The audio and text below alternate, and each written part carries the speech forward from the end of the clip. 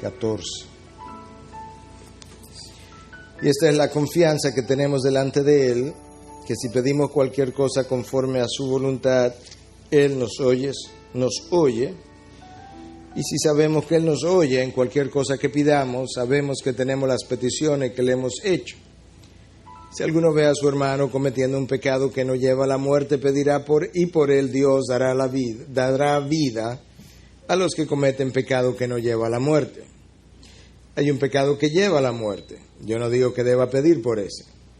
Toda injusticia es pecado y hay pecado que no lleva a la muerte. Padre, gracias por tu Espíritu. Te pedimos que seas con nosotros una vez más. Ayúdanos a entender este texto, que en parte está muy claro y en otra parte un tanto oscuro. Te pedimos que tú lo puedas clarificar para nosotros, seres mortales que vivimos todavía en este cuerpo de tanta limitación. Gracias te damos por tu Espíritu que mora en nosotros y pedimos que por el mismo Espíritu tú nos puedas abrir el entendimiento, Dios. Que tú puedas abrir la palabra y que la palabra pueda arder en nuestros corazones, como te decíamos en el culto anterior, de la misma manera que ardía en el corazón de los discípulos de Emaús cuando tú ibas, Jesús, caminando con ellos y le abría la palabra. Te lo pedimos en tu nombre. Amén. Amén. El texto que yo acabo de leer, sin lugar a dudas, es un texto que tiene que ver con la oración y específicamente con el tipo de oración que Dios se honra en contestar. Cuando nosotros leemos el texto que le precede inmediatamente a esto que yo acabo de leer, nos daría la impresión como que esos dos textos no tienen nada que ver uno con el otro. Porque el versículo 13, que es el versículo inmediatamente antes a lo que yo leí, nos habla del propósito de esta carta, el propósito de la carta que Juan escribió. De manera que parecerían que estas dos cosas están completamente desconectadas. Este es el versículo 13. Estas cosas os he escrito a vosotros que creéis en el nombre del Hijo de Dios para que sepáis que tenéis vida eterna. E inmediatamente después Juan entra a hablar de la oración. Y eso ha hecho que algunos comentaristas o estudiosos entiendan que cuando Juan terminó de escribir el versículo 13, Juan terminó su carta básicamente. Y que luego lo que sigue es una postdata, es una idea ulterior que Juan quiso quizá incluir en el último momento, como nosotros hacemos en ocasiones, que escribimos una carta, la firmamos y luego tenemos una última idea y le ponemos una postdata al final y agregamos alguna idea final. Bueno, algunos lo ven de esa forma. Pero por otro lado, quizás si nosotros ampliamos un poco más el lente de la cámara y vemos toda la carta y luego vemos este pasaje, quizás ambos conceptos no estén tan desconectados el uno del otro. Porque no sé cuántos de ustedes recordarán que Juan ha estado escribiendo tratando de afirmar al creyente, de darle confianza de que ellos tienen una relación con Dios. Y le ha hablado entonces que aquellos que están caminando en la luz, que están obedeciendo la palabra de Dios, que aman a Dios, que aman a sus hermanos, que ellos están dando evidencia de que han nacido de nuevo. Y si dan evidencia de que han nacido de nuevo, pueden sentirse confiados de que pertenecen a la familia de Dios, de que son hijos legítimos de Dios y que tienen los derechos que le corresponden a hijos legítimos. La idea entonces a lo largo de esta carta es confianza en que ciertamente he abrazado una fe y que tengo una nueva vida y que tengo una familia en Dios. Ahora entonces, cuando Juan le habla acerca de orar, la idea es también confianza. Confianza porque dado el hecho de que has nacido de nuevo, de que caminas con Dios, de que estás en la luz, de que amas a Dios, de que amas a tu hermano, cuando tú vienes a orar, tú ahora también puedes tener confianza al acercarte al trono de la gracia. La palabra ahí traducida como confianza es parresía, y es una palabra que implica libertad de expresión, libertad al hablar. De tal forma que Juan nos está diciendo, aquellos que gozan de una relación con Dios, que son hijos de Dios, cuando se acercan a Él, pueden acercarse con libertad de expresión, con libertad al hablar, precisamente por todo lo que Dios ha hecho por nosotros. Él nos compró cuando éramos esclavos, Él pagó con la sangre de su Hijo, Cristo abrió el camino a Dios, ahora nosotros pertenecemos a su familia y mi relación con Él no es distante o no debiera ser distante, es una relación padre-hijo. Eso es algo similar a lo que el apóstol Pablo nos dejó dicho en Romanos 8, cuando dice que si Dios cuando éramos sus enemigos nos dio a su Hijo, ¿cómo no nos va a dar ahora todas las cosas en Él, ahora que somos sus hijos? Es la misma idea de confianza en nuestra relación con Dios, en nuestra vida de intimidad, en nuestro caminar con Él. Y Juan está tratando de animar a sus seguidores a que cuando fueran al trono de la gracia a orar, ellos también pudieran hacerlo con cierta confianza, sabiendo que Dios contestaría sus peticiones, sobre todo si esas peticiones son hechas de cierta manera. Lo que Juan está diciendo es que si oramos conforme a su voluntad, Él nos oye. La implicación es que si la oración no es conforme a su voluntad, Dios no nos va a oír. Y cuando nosotros decimos eso, usualmente surgen dos preguntas. Nuestra palabra clave hoy es confianza, parresía. Eso es lo que debemos experimentar al acercarnos a Dios. Y las preguntas son estas dos. En primer lugar, si Dios va a responder la oración que se hace conforme a su voluntad, ¿cómo yo conozco o encuentro esa voluntad? Y la segunda pregunta a contestar es, si realmente las únicas oraciones que Dios contesta son aquellas que son conforme a su voluntad y nosotros no podemos cambiar la voluntad de Dios, ¿para qué oramos? ¿Cuál sería la intención de orar si lo que ya Dios determinó, Dios así lo determinó? Y antes de contestar esa pregunta, yo quisiera hacer varias observaciones. Porque a la hora de cómo encontrar la voluntad de Dios, yo necesito entender varias premisas que si no la tengo clara, yo siempre voy a tener dudas acerca de esa voluntad de Dios y de esa revelación. La primera de esas premisas es que Dios está interesado en revelar su propósito, que de hecho Dios ha venido revelando sus propósitos todo el tiempo y que ese es el deseo de su corazón. El autor de Hebreos dice en el capítulo 1, Dios, habiendo hablado hace mucho tiempo, en muchas ocasiones y de muchas maneras, enfatizando que Dios ha hecho esto de varios ángulos, en diferentes etapas. Dios que ha hecho esto en múltiples ocasiones, de muchas maneras, Él ha hablado a los padres por los profetas, en estos últimos días nos ha hablado por su Hijo, a quien constituyó heredero de todas las cosas, por medio de quien hizo también el universo. Dios ha querido a través de los siglos revelar sus propósitos. Y la razón por la que eso es importante a la hora de yo orar es porque cuando yo abordo a Dios con una petición es de vital importancia para mi concesión que la petición se haya hecho dentro de los propósitos de Dios, dentro de los propósitos que Dios ha revelado, dentro de los propósitos que Dios tiene para mi vida, y que yo no esté tan centrado en mi propósito para mi vida conforme a mi sabiduría. Entonces Dios ha revelado sus propósitos y Él quiere que yo los conozca. Esa es la premisa número 1. La premisa número 2 es que Dios habla para revelar su carácter. Dios ha creado toda la tierra, toda la creación, nos ha creado a nosotros para revelar su carácter. Tanto así que cuando Él nos hizo conforme a su imagen. Cuando Adán se perdió y Dios quiso recrearlo, nos está recreando también conforme a su imagen. Porque es la intención de Dios que continuamente su imagen sea reflejada en todo el universo y sobre todo en la vida de sus hijos. ¿Por qué eso es importante? Porque a la hora de yo orar, yo necesito recordar que Dios me va a hablar, su voz será consistente con sus propósitos y con su carácter. Si hay algo en mi petición que es disonante con su carácter, entonces yo no debiera hacerla.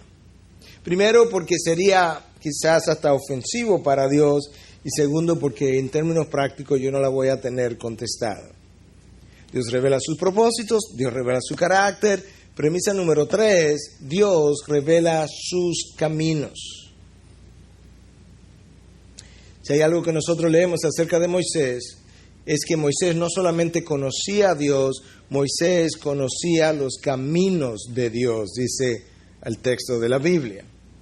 Nosotros sabemos que el salmista tenía un deseo, escucha, de conocer los caminos de Dios. Salmo 25:4, Señor, muéstrame tus caminos y enséñame tus sendas.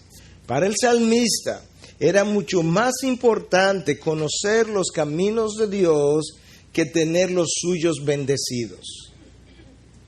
A la hora de orar y de buscar la voluntad de Dios, a la hora que yo tengo que tomar una decisión, yo no debo estar insistiendo tanto en el camino en el que yo quiero seguir, sino que yo debo detenerme delante de Dios y decirle, Señor, en esta coyuntura, en esta bifurcación, revélame tus caminos, revélame tus sendas. Porque en el único lugar donde yo puedo encontrar bendición, paz, quietud, es en el camino que Dios haya trillado, que Dios haya abierto. En los otros caminos no habrá bendición. Podrá haber complacencia humana, podrá haber afirmación humana, pero no va a haber bendición divina. Entonces Dios revela sus propósitos, Dios revela su carácter, Dios revela sus caminos, y por tanto, a la hora de orar, yo debiera continuamente estar tratando de alinearme con esas tres cosas que yo acabo de mencionar. Premisa número 4. Dios nos habla, nos revela las cosas, sus propósitos, sus planes, sus sendas de manera progresiva. Muchas veces Dios no nos ha revelado toda su voluntad, todo su plan, porque nosotros no estamos listos. Y de hecho, yo estoy convencido que si Dios descendiera hoy y nos hablara audiblemente y nos dijera, tengo un plan para ti, es para dentro de 2 años, que muchos de nosotros dentro de 6 meses estaríamos tratando de conseguir el inicio de ese plan. Porque somos impulsivos, porque no sabemos esperar, porque pensamos que otro se me va a ir adelante, porque no quisiera que otro me coja la delantera. Y por eso Dios muchas veces en su benevolencia prefiere no revelarnos sus planes. No estamos listos. Si nos revelara el plan antes de tiempo, comenzaríamos a caminar y a correr con él de una manera pecaminosa, con lo cual vamos a cosechar consecuencias. Él tendría que disciplinarnos y Dios en su benevolencia dice, ¿sabes qué? No estás listo. Moisés no estuvo listo por 40 años. Abraham, Dios le iba a pedir, le iba a dar un hijo y luego le iba a pedir que le sacrificara el hijo. Pero antes de Dios pedirle a Abraham que le sacrificara a su hijo, lo preparó por 37 años. 25 antes de que el hijo llegara, 12 después que el hijo nació y 37 años después de haberlo llamado, Dios le dice, sacrifícame a tu hijo. Dios había preparado a Abraham por todo ese tiempo. Dios revela, habla, nos enseña, nos muestra sus planes, propósitos, sendas, caminos de manera progresiva. Ahora, en la medida en que Él va revelándome las cosas progresivamente y yo las voy entendiendo, Dios espera una respuesta de fe de parte de nosotros.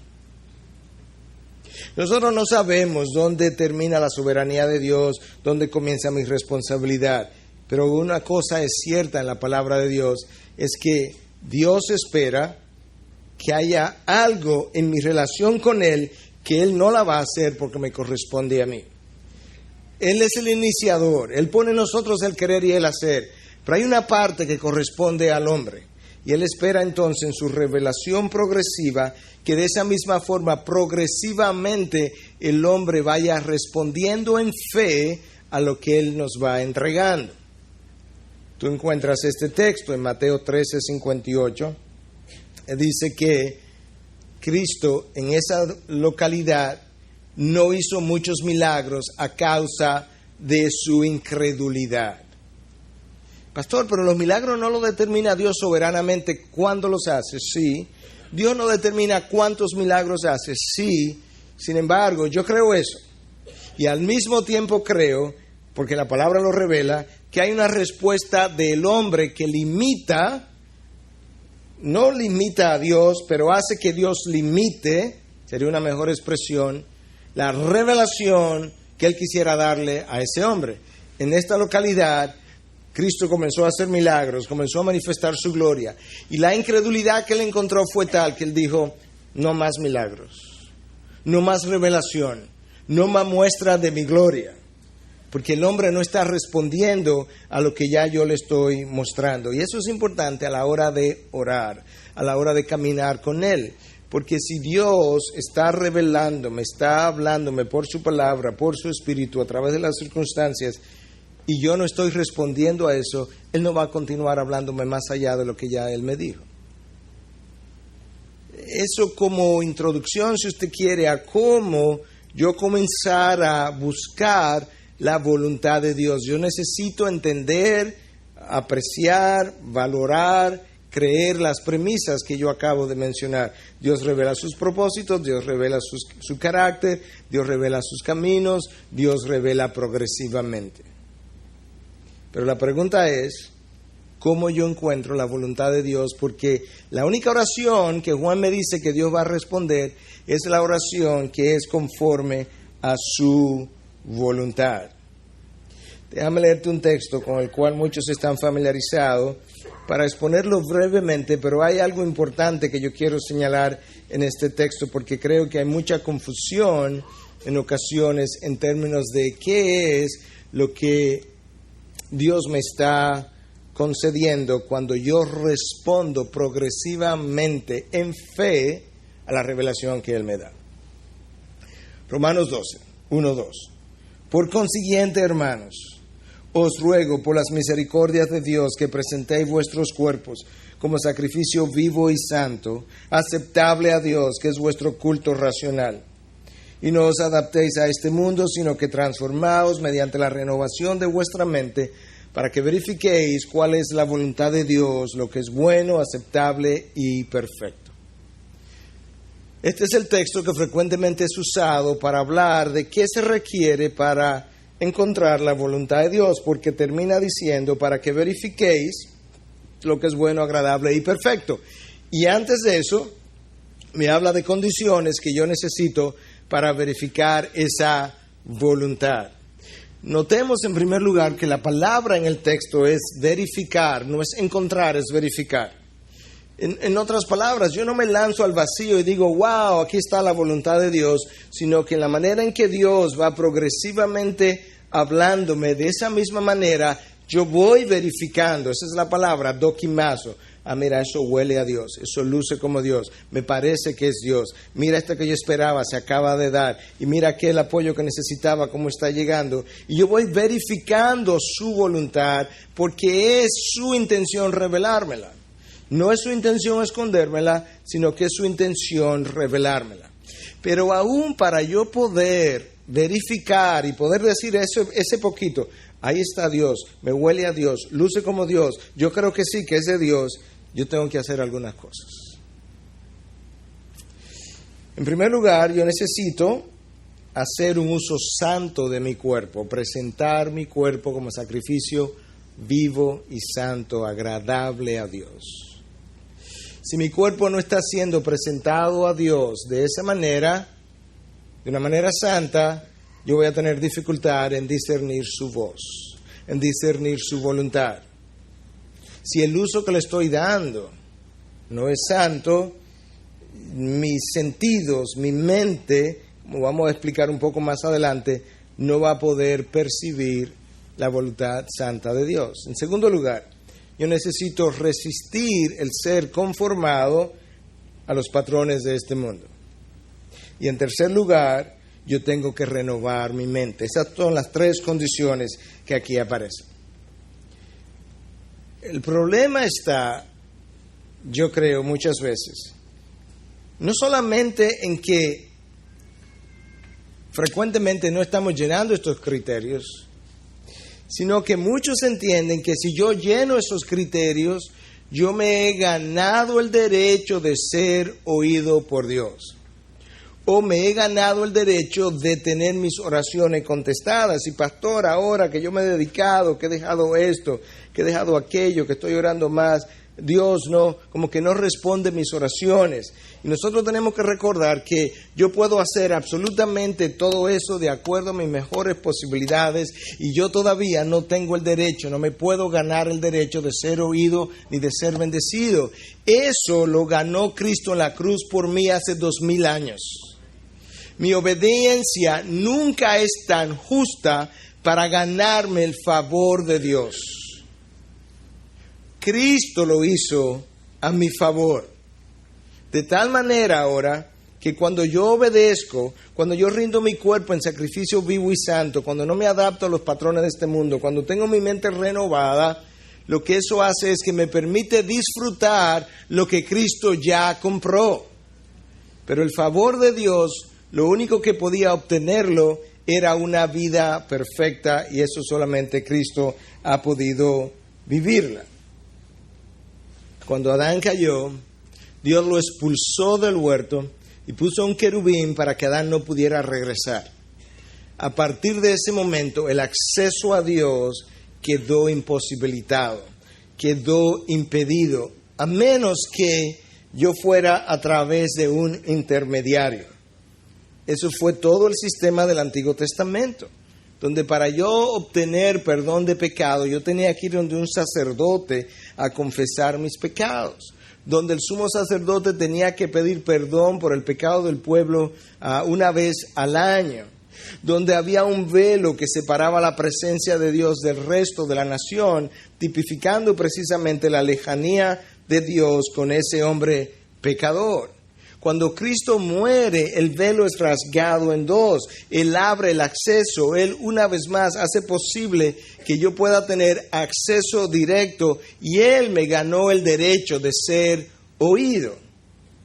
Cuando el creyente fiel del Antiguo Testamento, cuando un Daniel oraba, como alguien me preguntaba después del primer culto, ¿era oído o no era oído? Sí era oído, pero era oído porque había todo un sistema donde el sumo sacerdote pedía perdón por los pecados de Daniel incluido dentro del pueblo una vez al año, y donde Daniel en su momento, si el templo hubiese estado erecto en ese momento, erigido cuando él estaba viviendo, tenía que ofrecer sus propios sacrificios vía un sacerdote para el perdón de los pecados. De tal forma que todo era pendiente de este sistema, que a su vez estaba pendiente de que el Cordero de Dios viniera y se ofreciera, de manera que esto que ellos hacían, estos sacrificios que ellos hacían continuamente, eran como el pago de los intereses de una deuda. Y yo lo ilustraba de esta forma: si yo pertenezco a un club, el country club, para ilustrarlo, y yo tengo una deuda con el country club que no puedo pagar, y el club me permite pagar los intereses de la deuda y permitirme tener acceso a su facilidad, ellos van a hacer eso por un tiempo, asumiendo que yo estoy pagando los intereses, pero que habrá un momento en que yo voy a pagar el capital. De esa misma manera, estos toros y machos cabríos y su sangre era como el pago de los intereses temporalmente, asumiendo que habría un momento en que la deuda sería pagada y esa deuda solamente podía pagar al Cordero de Dios que quita el pecado del mundo. Cuando Él viene, Él es quien abre el acceso final y para siempre a Dios. Todo eso para decir que yo puedo ofrecer mi cuerpo como sacrificio vivo, tener mi mente renovada, vivir una vida de obediencia, y yo no me he ganado el beneficio de ser oído por Dios, porque ya eso se ganó hace 2000 años en Cristo. Ahora lo que mi obediencia me permite es disfrutar de lo que Cristo ya compró. Esa es la razón que Cristo dice: y todo lo que pidáis en mi nombre, lo haré para que el Padre sea glorificado en el Hijo. ¿Pero por qué en el nombre de Cristo? Cuando usted termina diciendo, Padre, Señor, te lo pido en el nombre de Jesús, ¿qué es lo que usted está diciendo con eso? A veces lo decimos y no entendemos. Lo que nosotros estamos diciendo es, Padre, yo te presento esta petición reconociendo que la única razón por la que tú pudieras dignarte a responderme, a escucharme, a recibirme, es por los méritos que Cristo acumuló en la cruz, por la santidad que Él me imputó, que Él me regaló, que Él cargó a mi cuenta, de tal forma que ahora yo te abordo libremente, sin miedo, teniendo una santidad, como decía Pablo, una justicia que no es propia, sino derivada de otro, de Jesús, y con su santidad otorgada, yo me atrevo, sin tener que ir a través de un sacerdote, a acercarme a ti, en el nombre de Cristo. Eso es lo que implica. Él es el único intermediario, el único que tiene la potestad de concederme lo que yo pido. Mira cómo Pablo lo dice en 2 Corintios 3:4. Y esta confianza, ahí está nuestra palabra confianza, tenemos hacia Dios por medio de Cristo.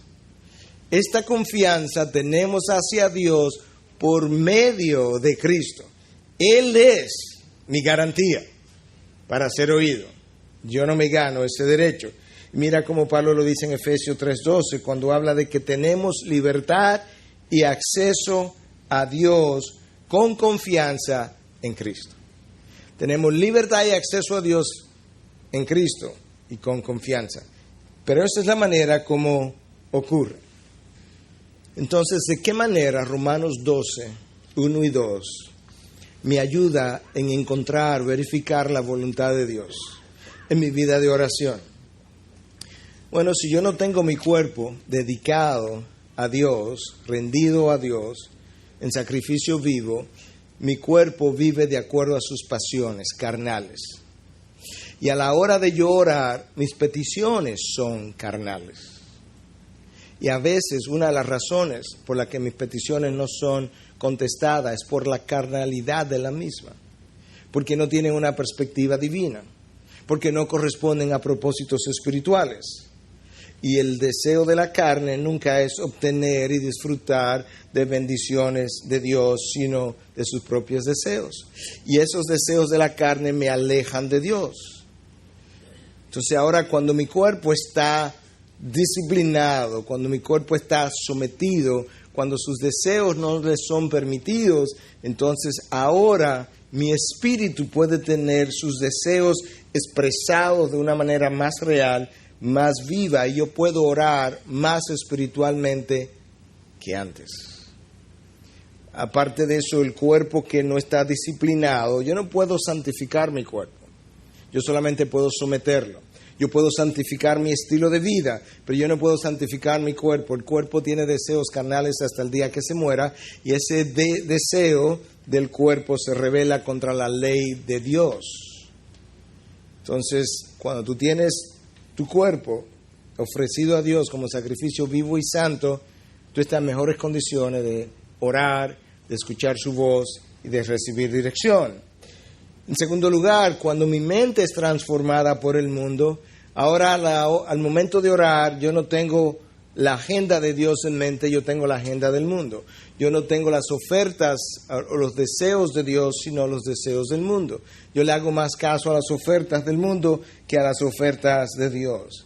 Una mente transformada por el mundo tiene dificultad en conectar con la mente de Dios, tiene dificultad en entender la revelación de Dios, tiene dificultad en aplicar la revelación de Dios, de tal forma que ahora mi mente conformada al mundo es un impedimento para mi vida de obediencia, un impedimento para mi vida de oración y un impedimento para mi vida de bendición de parte de Dios.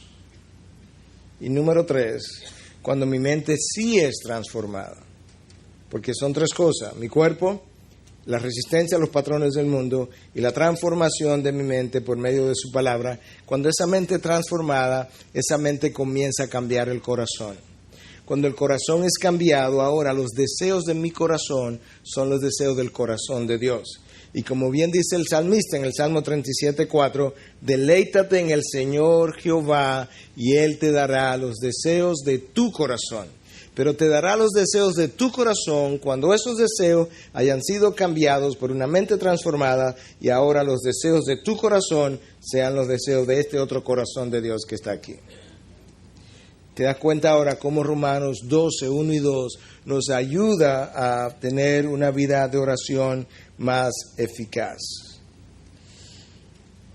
Pero al final, yo necesito orar conforme a su voluntad, aun cuando yo no conozca su voluntad. Cristo nos enseñó eso y Cristo modeló eso. Cuando los discípulos vinieron a él y le dijeron, Maestro, enséñanos a orar, ¿qué él les dijo? Padre nuestro que estás en los cielos, santificado sea tu nombre. Venga a nosotros tu reino, hágase, Señor, tu voluntad en los cielos como en la tierra, o en la tierra como en los cielos. La idea no es que mi voluntad se haga en los cielos, la idea es que la voluntad de los cielos se haga en la tierra. Y cuando nosotros no tenemos esa mente, esa vida transformada, como acabamos de decir, como decía un predicador, no sé si fue Jonathan Edwards, que muchas veces los labios están balbuceando y pidiendo cosas que el corazón no desea. Y eso nos da a nosotros una idea entonces de cómo es que Dios quiere que nosotros podamos finalmente aprender a orar. Cristo nos enseñó en el Padre Nuestro a pedir conforme a su voluntad, pero cuando a él le tocó la hora de vivir eso, él fue al huerto de Getsemaní y en el huerto de Getsemaní dice, Padre, que se haga tu voluntad y no la mía. De manera que lo que Juan me está diciendo en 1 de Juan 5, 14, 15, de que si pedimos conforme a su voluntad Él nos oye, nosotros sabemos que en Getsemaní Cristo fue oído. ¿Por qué? Porque cuando Él dice, Padre, que se haga tu voluntad y no la mía, Él estaba pidiendo conforme a la voluntad del Padre. Lo próximo que oímos es que vino un ángel para confortarle. Su oración fue oída. La voluntad del Padre no podía ser cambiada. Ese Getsemaní es el lugar donde muere la última fibra de tu voluntad. Yo decía que si yo no estaba seguro si había hablado de esto aquí en alguna ocasión, estoy seguro que hablé de esto en 2 iglesias distintas, en 2 años diferentes, pero muchas veces tú hablas en tantos lugares distintos, en tantas ocasiones diferentes, que luego no sabes qué dijiste, cuándo ni dónde. Pero Getsemaní es el lugar donde yo rindo la última fibra de mi voluntad, y muchas veces yo creo que he estado en Getsemaní y no he estado en Getsemaní. Esta es la idea. Cristo sale para el huerto y Él se lleva con Él 11 discípulos. Pero llega un momento, y ya llegaron al huerto, llega un momento donde Él deja a 8 de ellos y sigue con 3. Y llega un momento donde Él deja a esos 3 y sigue Él solo. Y en esa soledad, estando Él solo en un lugar específico del huerto, es donde Cristo hace esa oración, que se haga tu voluntad y no la mía. En ocasiones nosotros llegamos al huerto en nuestras vidas, ahora para ilustrarlo, y decimos, hermano, hermana, ya yo sí entregué eso al Señor. Mire, yo anoche le oré a Dios y ya se lo entregué.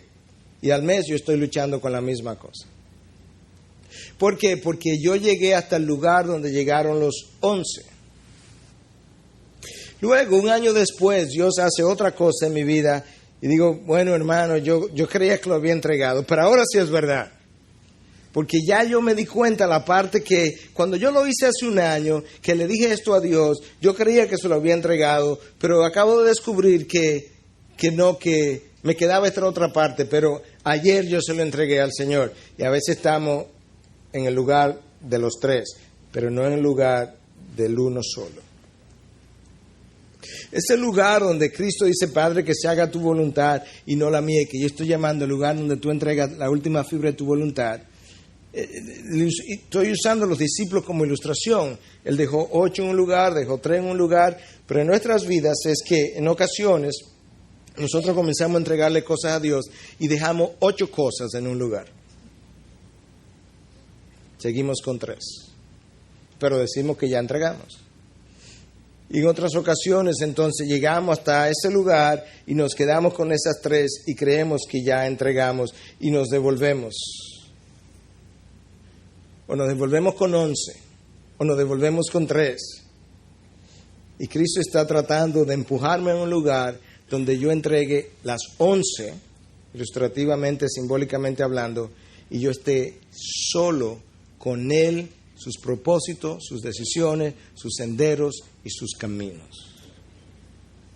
Y que estando ahí, yo ahora pueda decidir por Él o no.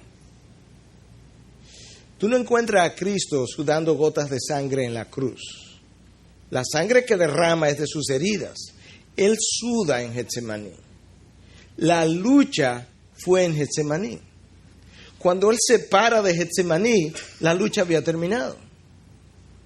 Tú no encuentras en Getsemaní, si tú quieres, donde Cristo dice, Señor, sudando gotas de sangre, si es posible que pase de mí esta copa. La lucha era en ese momento, entre si sigo o me devuelvo. Si tú pudieras decir que no pienso que Cristo se iba a devolver por un momento, porque para eso Él vino. Pero la lucha de si es posible o no que se dé ahora fue ahí. Una vez Él se para de ahí, la lucha había terminado. Tú no lo encuentras en la cruz tratando de decir, Señor, si es posible, bájame de esta cruz. No, ya la lucha había pasado. Él había llegado al último lugar donde Él lo había entregado todo. En ese lugar de Getsemaní, ese es un lugar de muerte. De muerte del yo. Y es donde yo puedo entonces finalmente comenzar a orar de una mejor forma. Pastor, pero si ni Cristo pudo cambiar la voluntad del Padre, entonces, mucho menos nosotros, ¿cuál es el propósito de orar? Yo creo que el problema está en la manera como se nos enseñó para qué nosotros oramos. Si usted tiene un hijo, y la única razón por la que el hijo le visita y le llama es para que le dé dinero, ¿qué usted piensa de ese hijo? ¿Usted le gustaría tener un hijo que cada vez que le llame y solamente le llame para decirle, papi, necesito dinero, ¿tú me puedes dar dinero? ¿Usted no le gustaría tener un hijo que con frecuencia le llama simplemente porque quiere hablar con usted?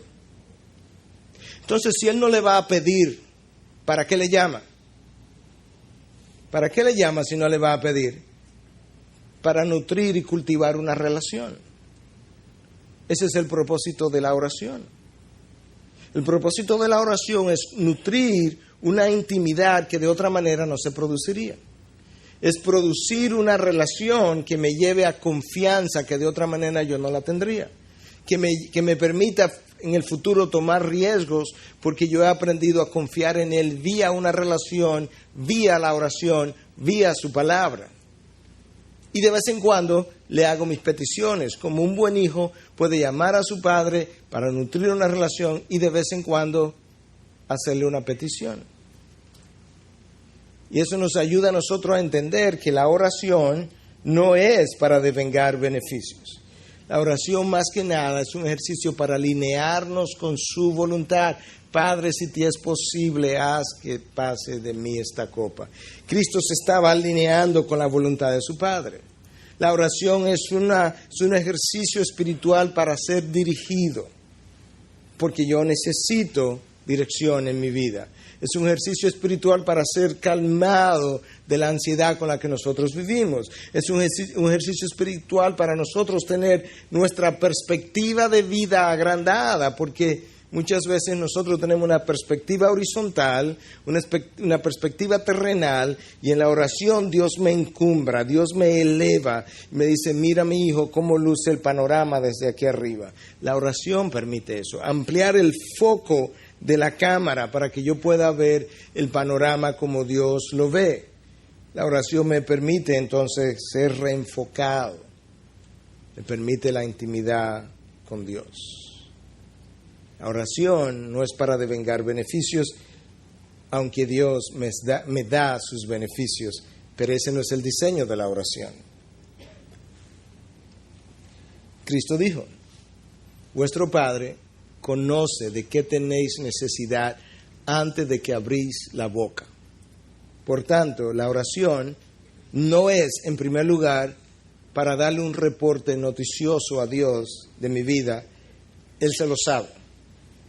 Y se lo sabe antes de que ocurriera. Lo que Dios quiere es que en la medida en que yo voy viviendo las noticias de mi vida, yo hable con Él para Él decirme cómo vivir los acontecimientos que Él sabía venían de camino.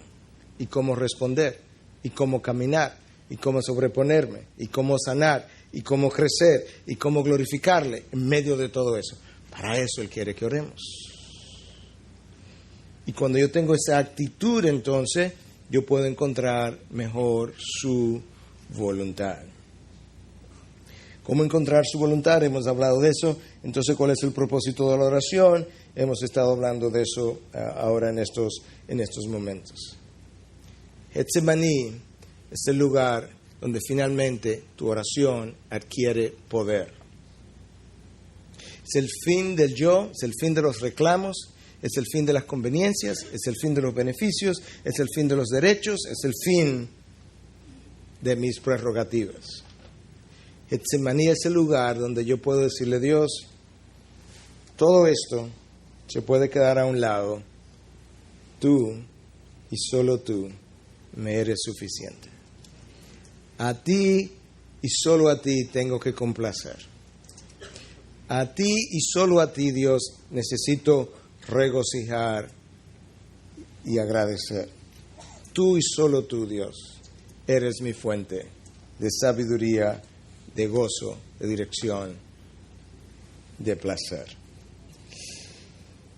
Juan nos habla de eso, nos habla de entonces esa oración que Dios responde, y en ese contexto entonces Juan pasa, también un poco abrupto si tú quieres, pero él pasa a hablarme, todavía dentro del propósito de la oración, pero él pasa a hablarme de un pecado por el cual yo no debo orar y otro pecado por el cual yo sí debo orar. Y tiene que ver con el pecado de mi hermano, versículo 16. Si alguno ve a su hermano cometiendo un pecado que no lleva a la muerte, pedirá y por él Dios dará vida a los que cometen pecado que no lleva a la muerte. Hay un pecado que lleva a la muerte, yo no digo que deba pedir por ese. Toda injusticia es pecado y hay pecado que no lleva a la muerte. No está claro lo que Juan estaba tratando de comunicarnos, pero sí hay un par de cosas claras aquí. Hay un pecado por el cual Juan dice, yo puedo orar si mi hermano lo está cometiendo, y dice incluso que Dios puede oír mis oraciones para detener a ese hermano en su pecado. De manera que Juan me está diciendo, tú puedes y debes orar por el hermano en pecado, aquel que va camino al pecado, que está en medio del pecado, aquel que no se ha arrepentido. Si ese es un pecado que nos lleva a la muerte, ora por ese pecado. Y dice que Dios le dará vida, Dios te va a escuchar, porque es la voluntad de Dios que el pecado sea detenido. Y si es un hijo de Él, Dios quiere usar las oraciones de su pueblo para eventualmente frenar a ese hijo. Ora por ese hermano en pecado. Eso está claro, eso no está nada confuso. Lo que también está claro es que hay un pecado que implica el pasar una línea después de la cual ya no hay solución. Es un pecado que lleva a la muerte. Y Juan dice, por ese pecado, que él no nos dice cuál es o cuáles son, pero él sí me dice, si eso ocurre, ni te moleste en orar, que no hay devolución, no hay vuelta atrás. Eso yo creo que también está claro, que hay pecados de muerte y pecados que no son de muerte. Lo que no está claro es dónde está esa línea y cuál es ese pecado. Pero nosotros sabemos por la misma palabra que ha habido pecados que llevaron a la muerte en la palabra de Dios. Ananías y Zafira mintieron y se cayeron muertos. Quizás no perdieron su salvación si eran creyentes, pero Dios lo consideró lo suficientemente serio en ese momento del inicio de la iglesia que le quitó la vida, lo llevó a la muerte. Nosotros tenemos el caso de Usa en el Antiguo Testamento, que Dios había dicho que no le pusiera la mano al arca del pacto, y cuando el arca se iba a caer, él la tocó, él estaba tratando de que el arca no se cayera, él estaba tratando de hacer algo aparentemente bueno, y Dios le quitó la vida, porque la ley era, si la tocas, muere. Eso no dice que Usa no está en la presencia de Dios, simplemente que él cometió un pecado que sí lo llevó a la muerte. En el Nuevo Testamento, 1 Corintios 11, hacia el final de los versículos 20, nos dice que algunos vinieron y abordaron la cena del Señor indignamente y se murieron. Algunos duermen y otros están enfermos. El pecado de Moisés no es exactamente igual, pero tiene una comparación. Moisés le da a la roca, Dios le impide entrar a la tierra prometida. Él no murió instantáneamente. Sin embargo, poco tiempo después, días después, literalmente, Dios le pide que suba al monte Nebo y lo enterró en el monte Nebo. Se acabó la vida de Moisés. Moisés da testimonio en el libro de Deuteronomio y dice que le pidió a Dios varias veces o 3 veces, no recuerdo las palabras exactas, de que Dios le permitiera entrar a la tierra prometida y que Dios le dice en un momento dado, basta ya de que me hables de eso, no me vuelvas a hablar de eso. Moisés había cruzado la línea. Entonces, aunque este texto no nos clarifica cuál pecado es uno, cuál pecado es otro, sí claramente nos dice, hay pecado por el cual se puede orar y hay arrepentimiento, pero hay pecado por el que una vez cruzada la línea, olvídense de orar por ese pecado. De hecho, el autor de Hebreos en el capítulo 6 nos habla de un grupo de individuos que una vez fueron iluminados, que gustaron de los poderes del siglo venidero, que fueron hechos participadores de la naturaleza divina o del Espíritu Santo, y que una vez ellos caen ya es imposible renovarlos al arrepentimiento. Esa es también una condición similar. Versículo 4, capítulo 6 del libro de Hebreos.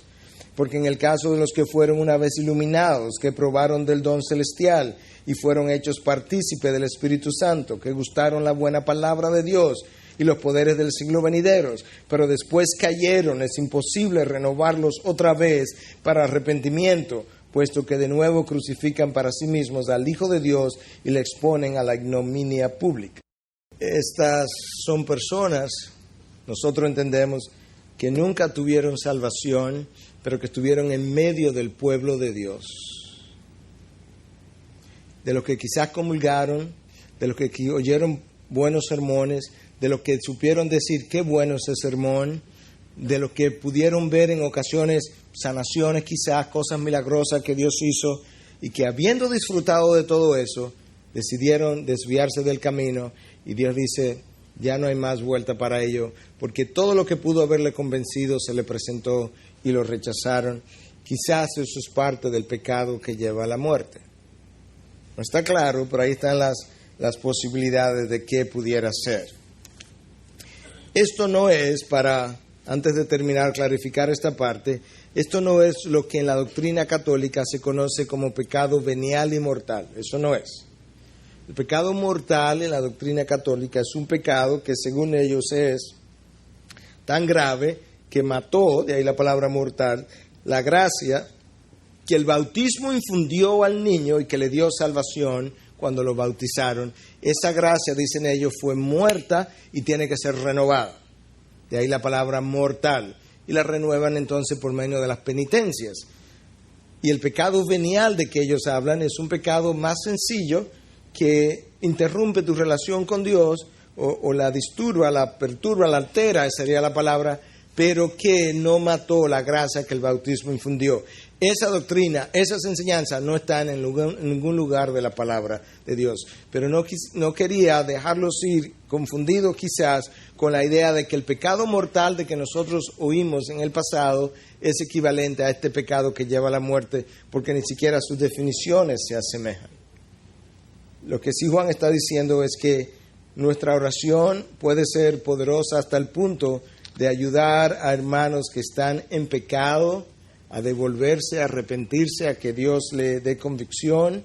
Hasta ahí incluso nuestra oración puede llegar, y que cuando veamos a esos hermanos en esas condiciones oremos por ellos. Pero que sepamos que hay un momento en que Dios dice no más. Sodoma y Gomorra. Llegó un momento en que Abraham quería interceder, de hecho Abraham intercedió por Sodoma y Gomorra. Y si hay 50, y si hay 45, y si hay 40, eso es oración, eso es intercesión. Abraham estaba intercediendo, y si hay 30, y básicamente el juicio no fue detenido. ¿Por qué? Porque hay pecado que lleva a la muerte, y ya había sido decretado que Sodoma y Gomorra habían pasado la línea. Es una advertencia para nuestra vida de obediencia. Es una buena advertencia antes de cerrar la carta de Juan, que nos queda un solo mensaje más el próximo domingo, pero al mismo tiempo tenemos una gran confianza que si somos sus hijos podemos acercarnos al trono de la gracia con esa confianza. Y si estamos pidiendo conforme a su voluntad, Dios siempre nos va a oír.